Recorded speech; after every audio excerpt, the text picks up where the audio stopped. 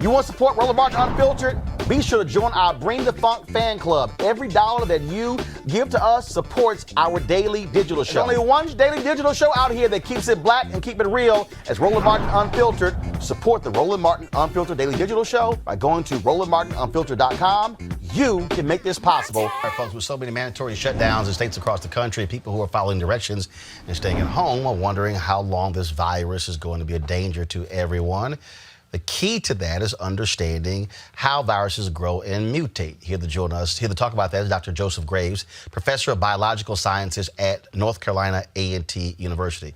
So, Dr. Graves, so break this thing down, because now we're hearing, now people are scared to even touch packages. Now we're hearing that that the coronavirus is airborne, that it could now reside on the corrugated boxes for 4 or 5 days and surfaces. So now people are just totally freaking out. And so walk us through exactly, what all of that means. Is that true or not true? From what we know, viruses can persist on surfaces for a number of days. What I've seen in terms of the coronavirus is 72 hours, but that's always going to have a plus or minus to it. So the key with regard to touching surfaces is always going to be maintaining your own personal sanitation. That means if you receive a package in the mail, you should probably leave that packaging outside if you can. Take out the contents that you need, and then you should thoroughly wash your hands. And that means getting a lot of soap on there, getting in between your fingers, getting your nails. Okay, how about this? Okay, how about this, Doc? Okay, so I got a package today from Amazon. So you're saying I should open it up outside? But then, hold on, no, I can. But then, shouldn't I also open the box that's inside of the box and take the item out? And then, because again, if the item came from a company in China or from some other different company, I mean, and so then, but what about the item itself? Somebody had to assemble it. So what do I do? Do I then spray the item down with some, and then wipe it down? Again, if you can wipe down the item with an antiseptic, it's probably a good practice. The chances of, let's say, if this thing was assembled in China 6 months ago, the chances of a virus staying viable on the surface of that item is very low. But at the end of the day, your protection is always going to be assume the worst and use soap and water and keep your hands clean. And in particular, after touching items, make sure they don't go near your nose or your eyes. Got it. So again, I'm gonna go back. So if we get a package, so let's just say now, not just a package that came from Amazon, but let's say it's a package. We went to Costco or Sam's or even a grocery store. It's a box of cereal. Okay, you went to the grocery store, it's a box of cereal. So what you're saying is, if you went shopping and then you got that package and then you came home, what you should do is, if there's that box of cereal, get some wipes and wipe the outside of the box down, then go wash your hands? I think the best thing to do would even be to transfer the cereal into your own container.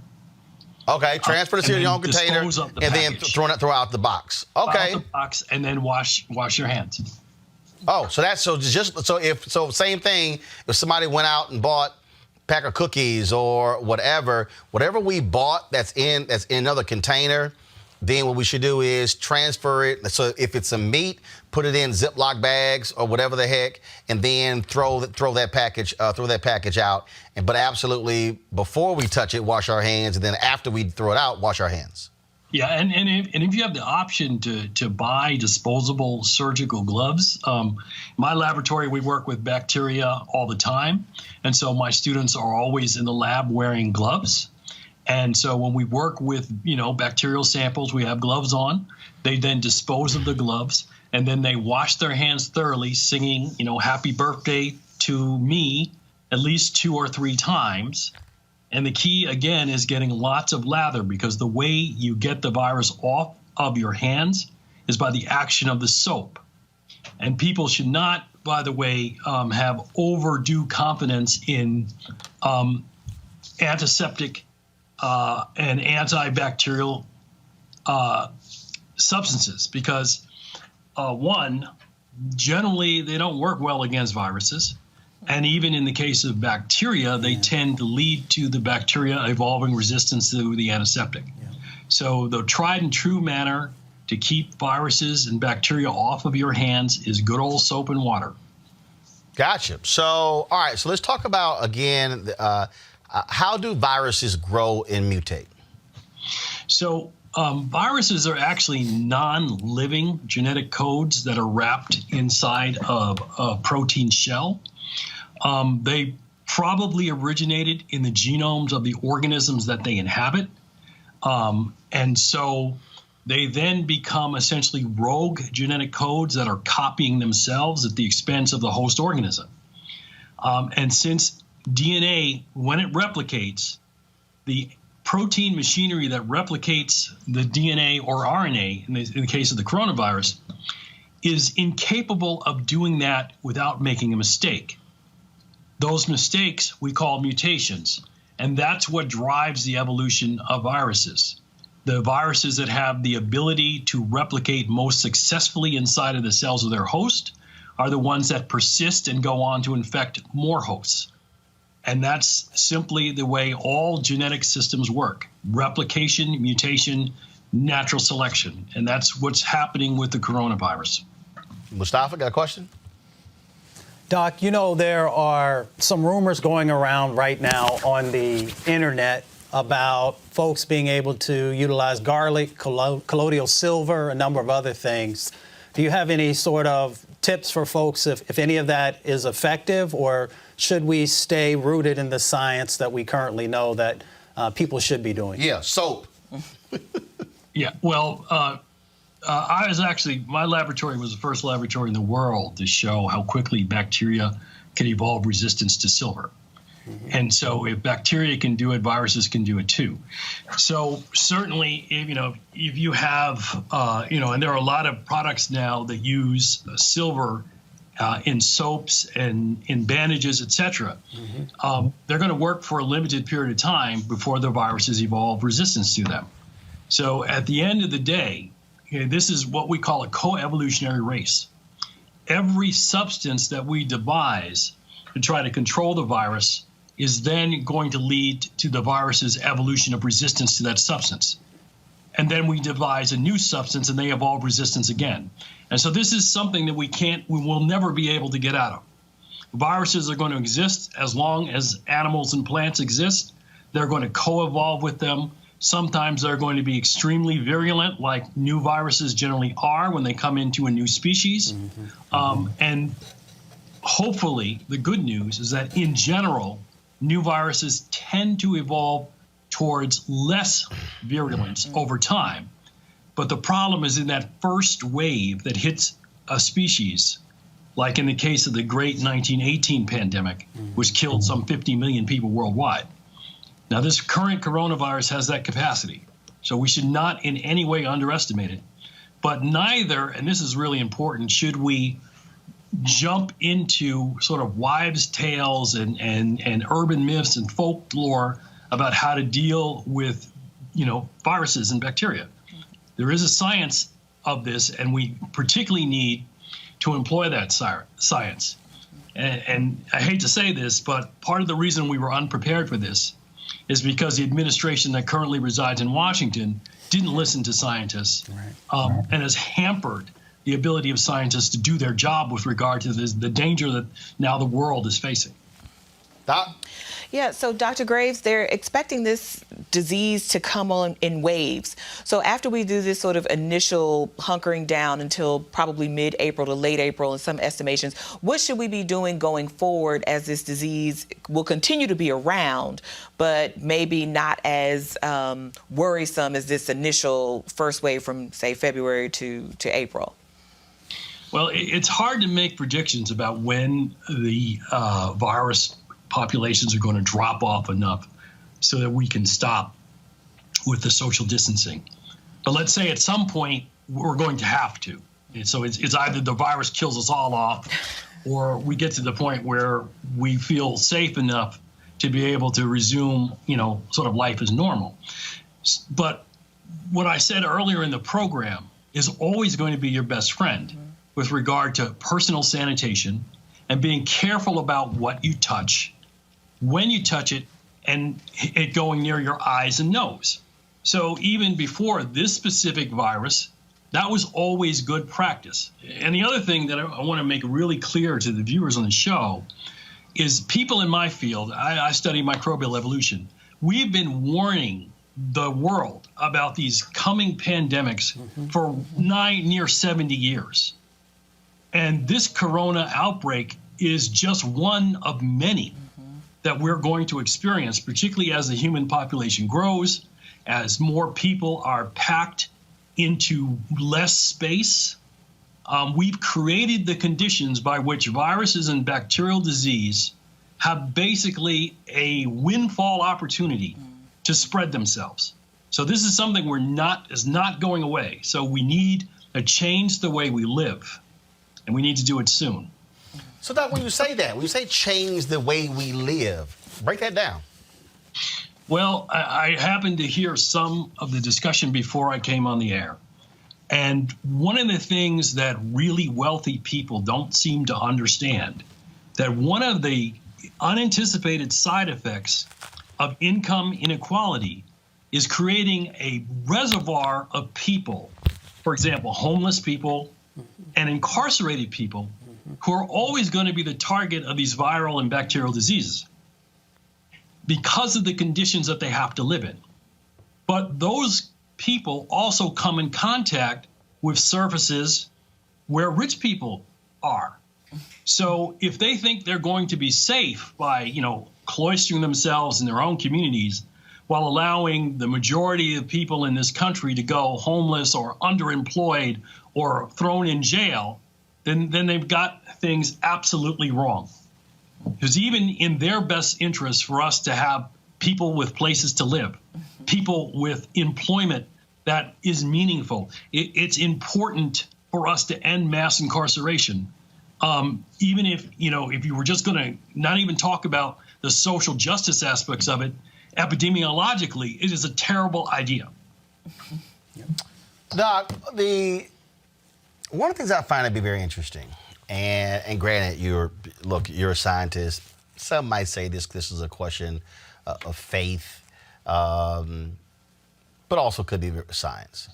And that is, when you look at where we are now, I saw there was a video in Venice, and because the ships have not been able to travel, the dolphins have returned to the area near where people walk.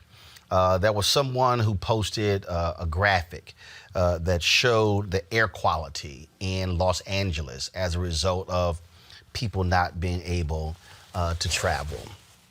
I've been hearing all over the place. Folks have been talking about, wow, man, I went for a walk and the air is different not going for a walk. When you hear someone say that this was Earth's way of telling the world, you need to slow your ass down. How do you respond to that? Number one, and if you don't mind, I'd like to share with the viewers that I'm a confirmed Episcopalian. So I don't find any contradiction between my work as a research scientist and my work in the faith community. I don't find any contradiction to that at all.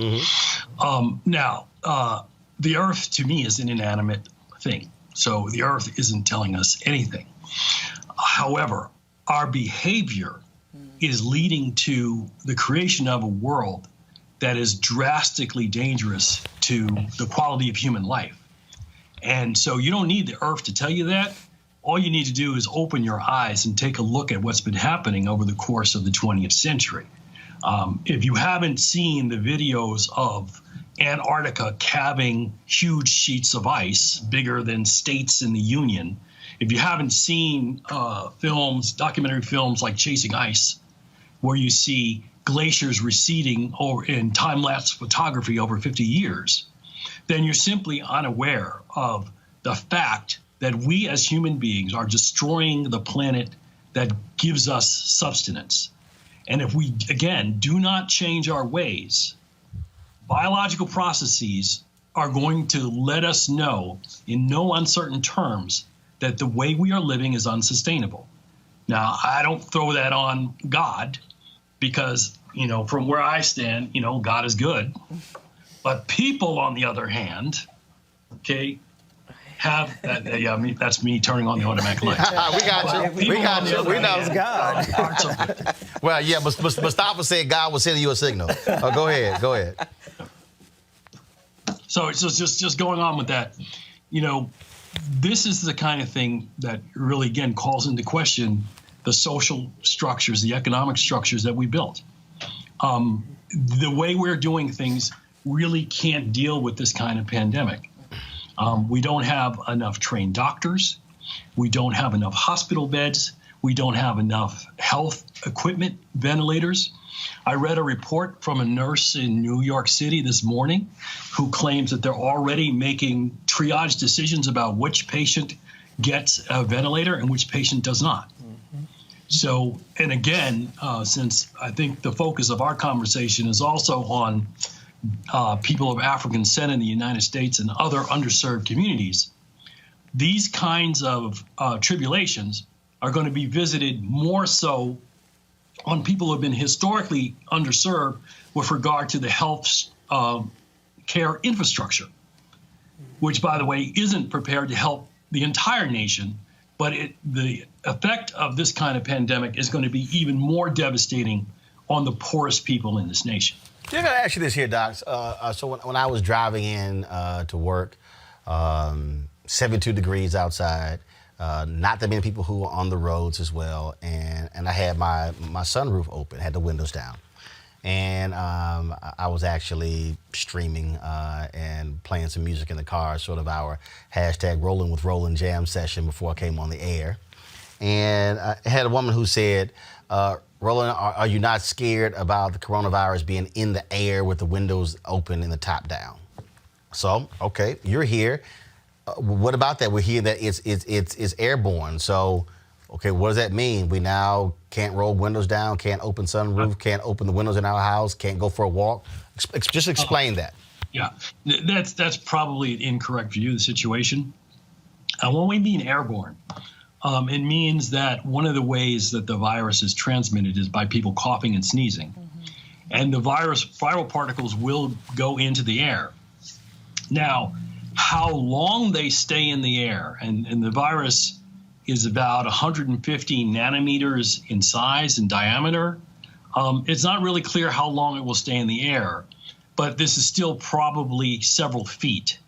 So unless someone happens to be in the car in the lane next to you with their windows open and your windows open and they turn in your direction and cough at you, it's unlikely that you're going to get coronavirus from a random breeze. So I think we don't need to panic in that way yet. Praise the Lord. Praise the Lord.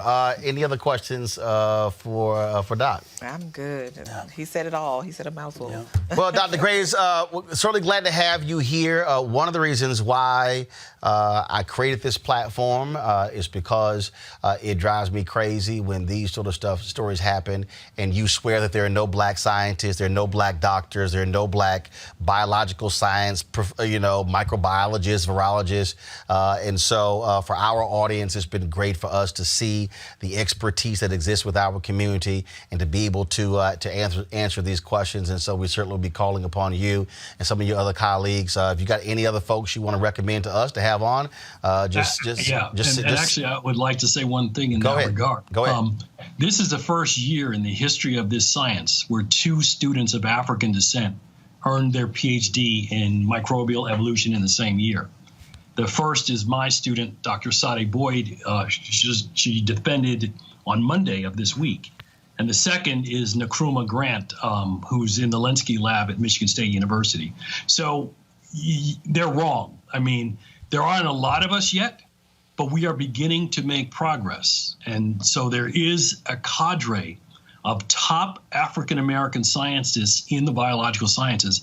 And I'm happy to forward you a list of names. Absolutely. Of people that you can have on your show. Well, absolutely, because this is obviously going to be the story every single day. And so we want to be sure to give those folks an opportunity to share their expertise and knowledge with our audience. Thank you, sir. Dr. Graves, thanks a lot. We appreciate it. All right, folks, back to our Roland Martin Unfiltered video in just one moment. All right, so a lot of y'all are always asking me about some of the pocket squares that I wear. Now, Robbie don't have one on. Nope. Now, I don't particularly like the white pocket squares. I don't like even the silk ones. And so I was reading GQ magazine a number of years ago, and I saw this guy who had this pocket square here, and it looks like a flower. This is called a Shibori pocket square. This is how the Japanese manipulate the fabric to create this sort of flower effect. So I'm going to take it out and then place it in my hand so you see what it looks like. And I said, man, this is pretty cool. And so I tracked down, it took me a year to find a company that did it. And so they make these about 47 different colors. And so I love them because, again, as men, we don't have many accessories to wear, so we don't have many options. And so this is really a pretty cool pocket square. Now, what I love about this here is you saw when it's in the pocket, you know, it gives you that flower effect like that. But if I wanted to also, unlike because if I flip it and turn it over, it actually gives me a different type of texture. And so therefore it gives me a different look. So there you go. So if you actually want to get one of these Shibori pocket squares, we have them in 47 different colors. All you got to do is go to RolandSMartin.com/pocket squares. All right, so first of all, that graphic is way too small. So tomorrow we're going to run it right down here all across the screen. So it's RolandSMartin.com/pocket squares. All you got to do is go to my website and you can actually get this. Now, for those of you who are members of our Bring the Funk fan club, there's a discount for you to get our pocket squares. That's why you also got to be a part of our Bring the Funk fan club.